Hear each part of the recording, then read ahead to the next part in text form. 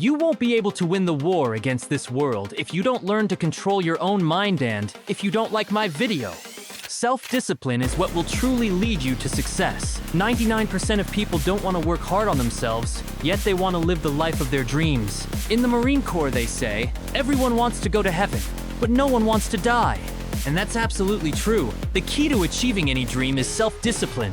Things like sports and proper nutrition are not so much about your body as they are about your mind. You need to learn to control your mind in order to be capable of doing what truly serves your best interests. In life, we all have to experience one of two types of pain, either the pain of discipline or the pain of regret.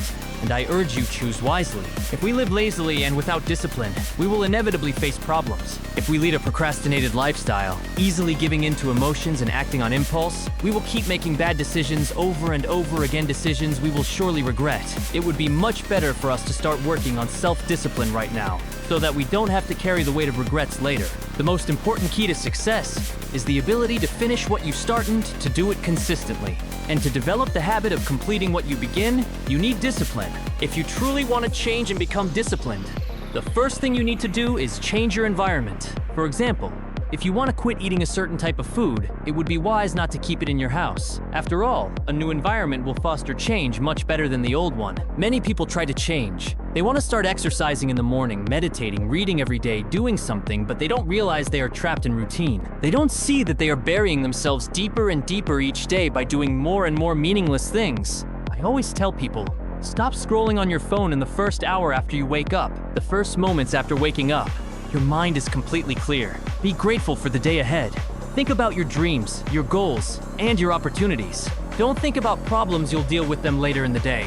Stop cluttering your mind when it's at its purest. After all, as they say, how you start your day is how you'll spend it. I believe many people struggle with decision-making. There's a serious study that states that a person can only make a limited number of good decisions in a day.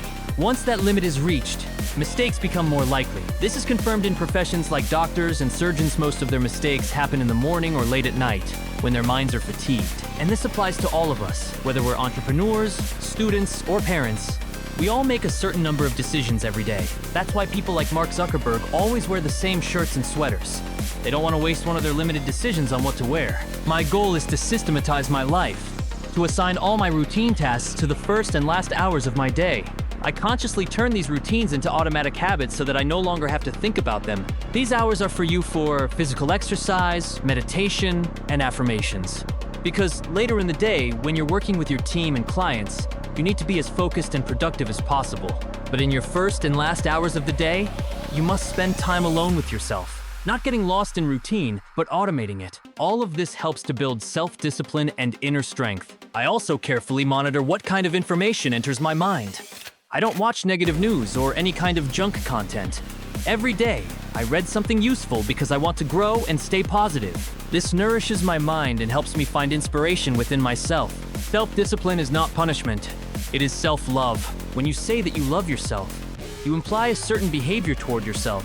For example, you might say to yourself, "Hey man, I know you want to eat that pizza and it looks delicious, but I won't let you do it because you'll feel terrible afterward. I love you too much to let you harm yourself." You must learn to love discipline. You must love yourself and your body. Is your body a paradise garden or a garbage dump? If you keep pouring liters of alcohol into yourself day after day, stuffing yourself with unhealthy, greasy food, it means you don't love yourself. Love your body and stop treating it like a trash can. I believe the word discipline has gotten a bad reputation. We think of discipline as punishment, but for me, discipline is the ability to say no to short-term pleasure in exchange for long-term self-respect. If you don't learn to enjoy doing things you don't want to do, you will never live the life you dream of. Self-love is when you say, "Man, I know you and this girl have chemistry, but you already have a girlfriend. I love you too much to let you destroy what you have." Self-love is when you say, "Hey, you have an exam on Monday. I know you want to go out with your friends on Sunday night, but if you fail that exam, you'll be mad at yourself. I love you too much to let that happen. And believe me, when you're old, you won't regret not watching another television series or not drinking more beer. You'll regret missing out on life because you wasted time chasing short-term pleasures. If you want to be happy, you must discipline your behavior by rejecting fleeting pleasures. Remember, the path to lasting happiness lies only through self-discipline.